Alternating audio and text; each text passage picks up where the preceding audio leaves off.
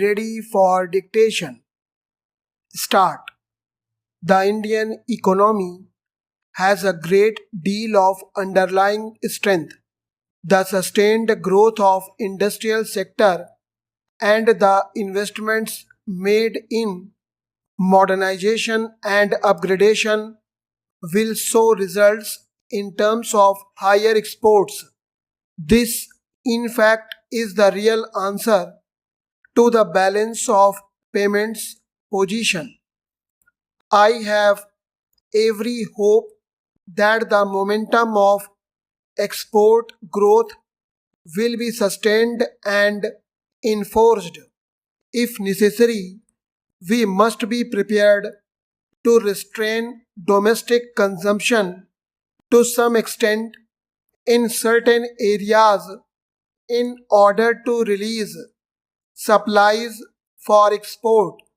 We have resisted the temptation to cope with the short-term difficulties in our balance of payments by ad hoc import regulation through detailed import licensing.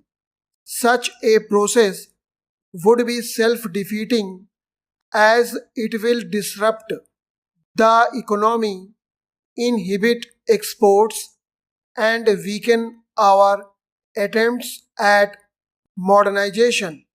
The composition of our imports has changed greatly during the 90s.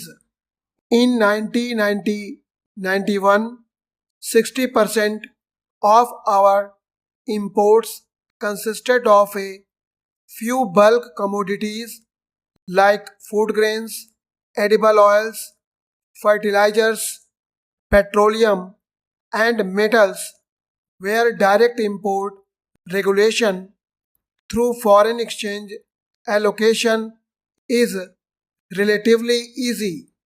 In 1997-98, these bulk commodities accounted for only 33% of our imports.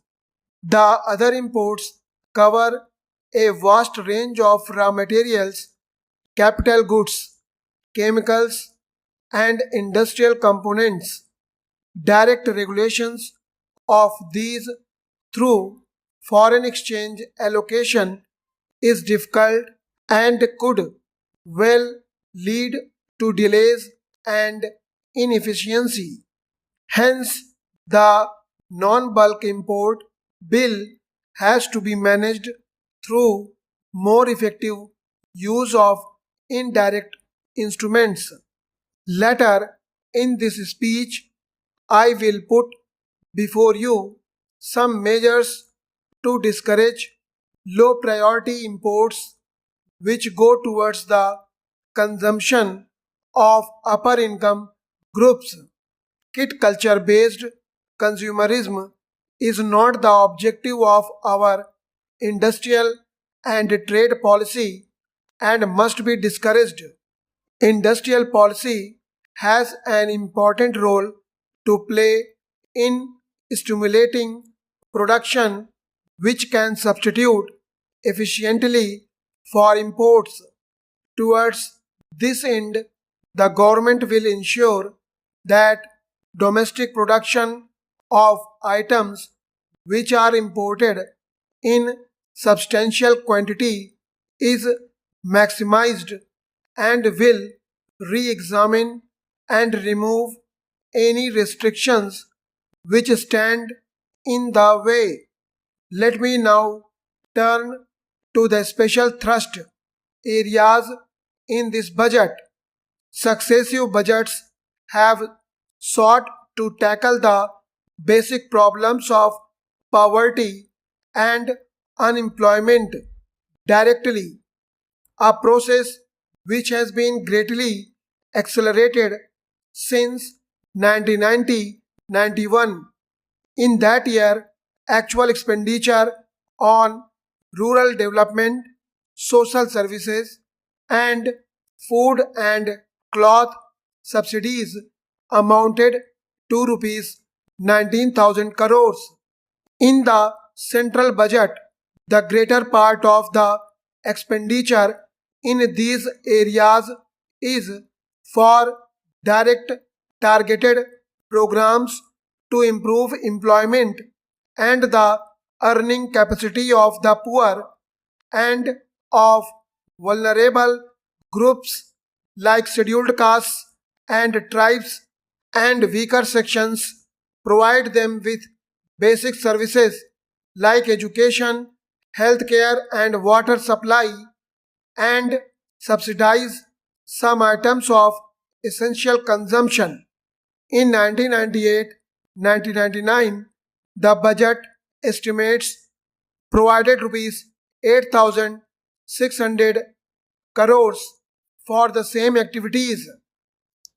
I have not included in this total the expenditure on agriculture and the fertilizer subsidy, which has increased substantial this year.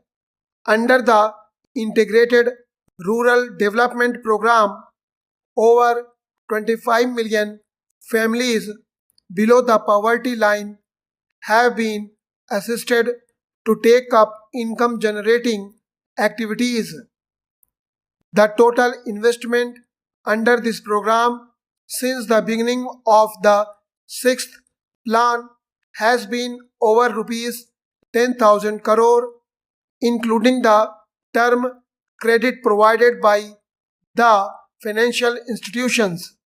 I am happy to inform the honorable members that under the twin program employment generation for the rural poor with National Rural Employment Program and Rural Landless Employment Guarantee Program, 67 crore mandates of employment was generated during 1997-1998 as against the target of 50 crore mandates.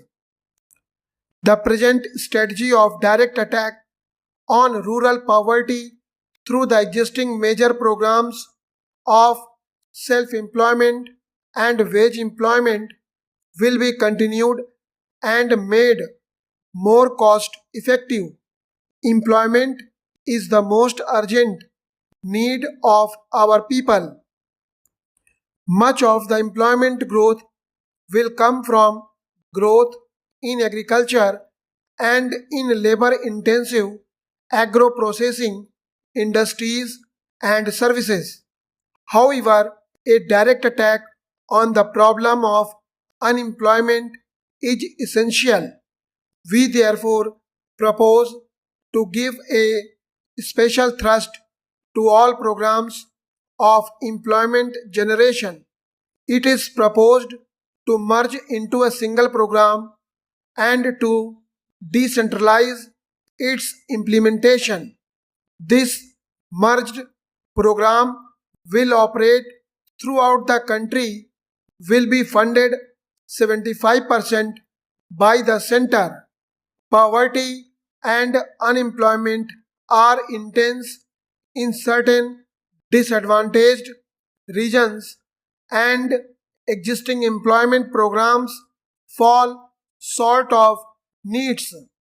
Hence, in addition to the reorganized national program, it is proposed to launch a new intensive rural employment program which will provide additional funds to selected 120 districts which are backward and suffer from acute unemployment.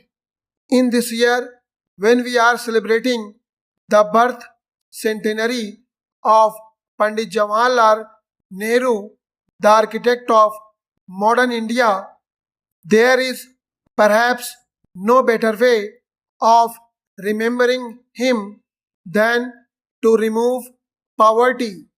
I hope the government shall take vigorous steps for this elimination of poverty and unemployment in the country, in particular to the disadvantaged.